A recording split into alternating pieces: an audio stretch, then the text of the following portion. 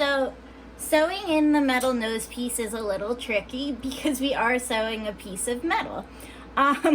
What we're gonna do to make this work is actually use a zigzag stitch, because luckily our metal is thin enough that we can zigzag back and forth with our thread over the nose piece, and not worry about breaking our needle with the metal, although you'll have to be really careful to do that.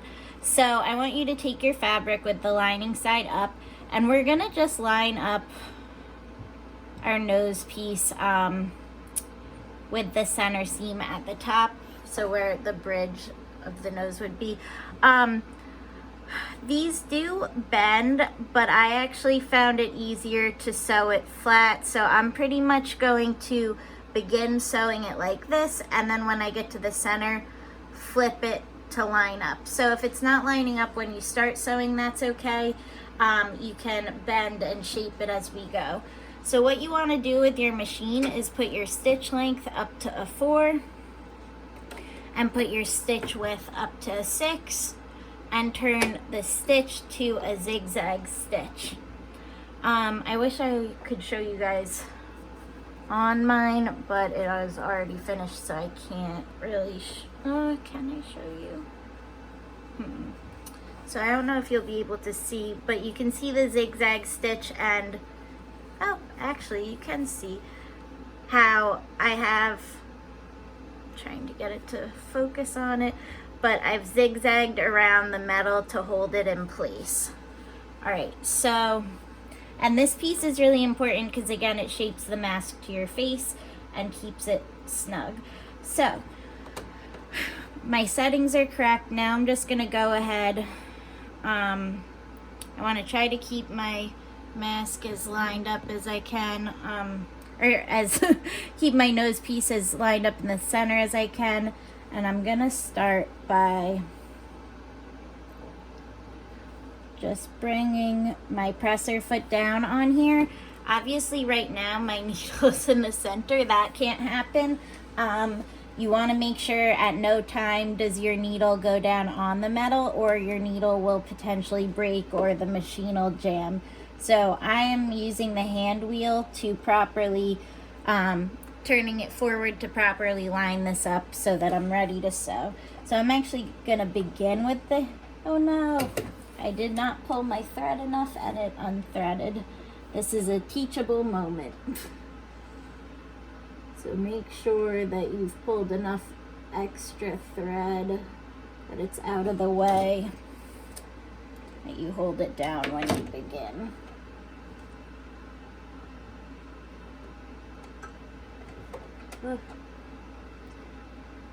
It always takes me the longest to thread my needle in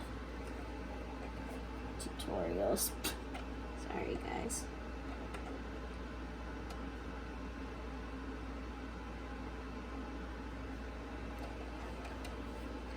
Alright, so starting with that again. My nose piece is in the center, and my presser foot is down, and my needle is on one side of the metal, and now I'm using the hand wheel just to get it going back and forth. Now I feel kind of comfortable, but I'm still going to go very slow. I am back stitching because I want to make sure that the metal piece doesn't come out. Alright, so now, and you'll see it just moved a little bit, and now it did get in the way, but luckily my needle did not break. But if you feel most comfortable, because this part is tricky, you can opt to just do the whole thing using the hand wheel. Or the other thing you can do is actually hand sew with a needle and thread.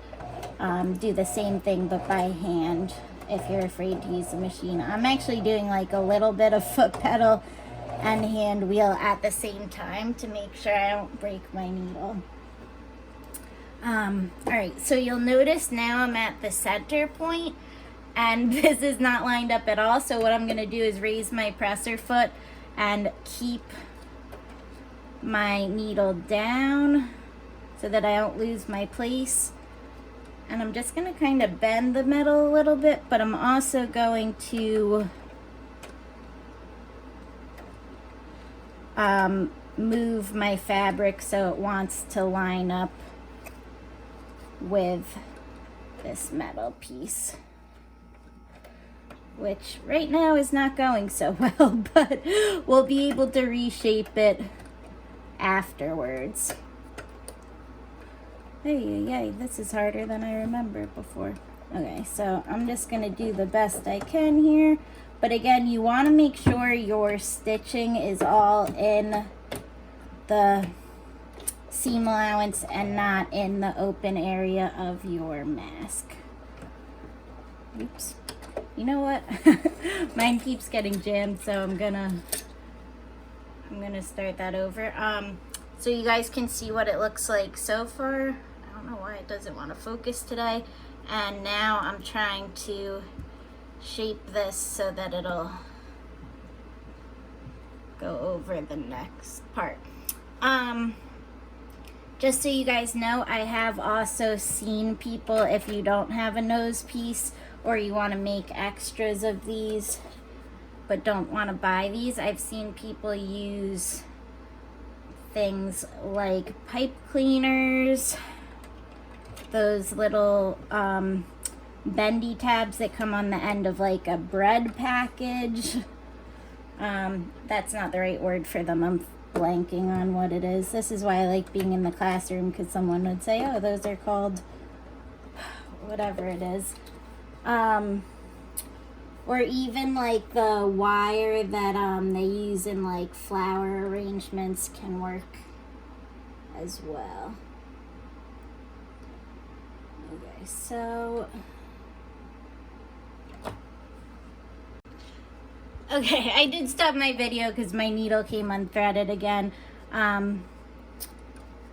This part is tricky, I apologize guys, but I do really recommend you including the nose piece. I'm just making it work as I go, but again, if you can't get it to work, I would recommend sewing by hand. Or I just had a revelation that I'm wondering if you guys could actually just do the zigzag stitch first and then, oops, that didn't work quite well, and then slip the metal piece through it, but I'm just not sure if it'll work on the curve like that or not. But that's another option you could try, but I'm sure you would have no problem sewing by hand, and if you're not sure how to do so, you can always look that up in another YouTube tutorial. So you'll notice it does not look perfect by any means. I had to back stitch in a couple spots and start again, but it works and it will make the mask fit your nose. So now I'm just gonna go ahead and snip away all my loose threads. Okay, so the next thing we want to do once you hopefully have that metal piece sewn on and attached is we are going to be sewing our lining and our outside fabric together. If you guys remember, when we sew these together, in order to have clean edges, we need to have the materials be right sides together. So right now we have them wrong sides together, which would give us this unfinished look on the outside of our mask. So we want to flip it inside out so that we have right sides together. But before we can do that, I need you guys to add more notches. So when we go to sew this together, it's going to already be sewn wrong sides together up until here, and then we're going to begin sewing it the other way. And in order to do that, and it's okay if you don't actually understand why you're doing this quite yet, we need to add notches snipping to but not through, so that we'll be able to sew these sections together. So just at the end of our pocket stitching, you need to snip your lining and face fabric to but not through the pocket attachment seam. So you need to do that 4 times. And then we can,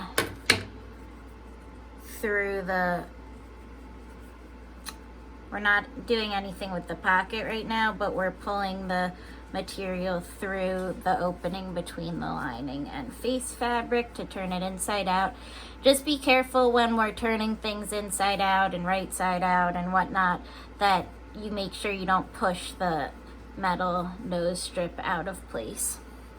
All right, so now I have my mask inside out and my right sides of my fabric are together, and you can see we can now sew from where we left off to attach these. So you want to go ahead and pin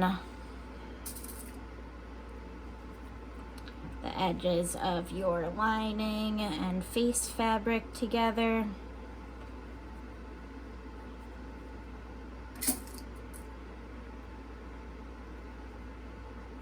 And we're going to be sewing all 4 sides.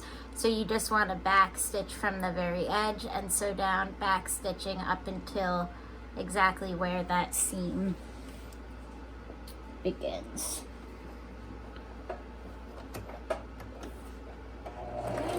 Ooh. Again, I'm not going to edit this out because it's a very teachable moment. We need to bring back our stitch to a straight stitch and put our width back to 0 and our stitch length back to a 2.5.